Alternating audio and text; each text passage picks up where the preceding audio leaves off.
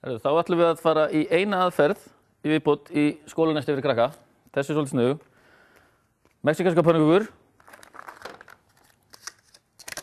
Smyrjum þetta með einhverjum góðum rjómaosti. Við erum með Delphi.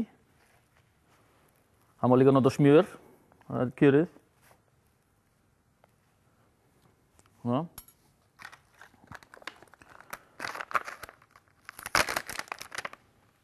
Ostur er náttúrulega, eins og allir vita, hollur og góður og styrkir beinin fyrir krakkana, þannig við verum að það. Komum grænmetin í þetta, smá kál, svo skinka. Þessu er síðan bara að rúlla svona skynsamlega upp hérna.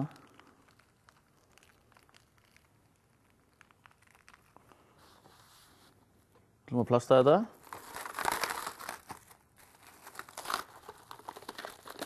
Það sem er skemmtilegt við þetta líka kannski, maður getur breytt aðeins til, það er ekki alltaf bara brauð, bara finna eitthvað brauðmeti. Þetta er nú reynda hvítkveiti þessu en við leyfum okkur það nú, við erum vel að grænmeti. Það fyrir núna í. Nú, epli ætlum við að hafa með.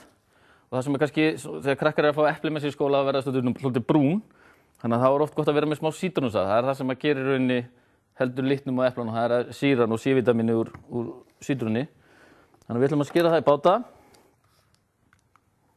Við erum með náttúrulega fína eplaskera hérna. Svona.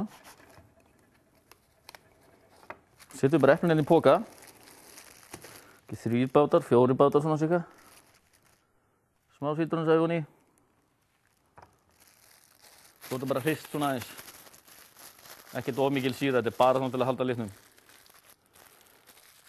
Herru, þá erum við komin hérna með grænmetið, ostinn og brauðið. Og þá ætlum ég að sýna ykkur eitt svolítið sniðugan drykk hérna. Allir þessi orkudrykki sem fólk er að fá sér. Við ætlum að gera eitt svona barna orkudrykk. Notum við kókómjólk.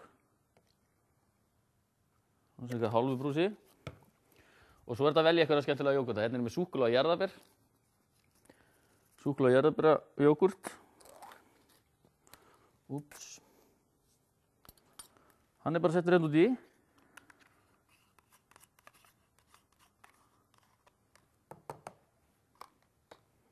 Lokið á. Svo erum við bara að hrista eins. Þá erum við komin að fínan orkudrykk hérna með nesti í skólann. Hollt og gott nesti, klárt.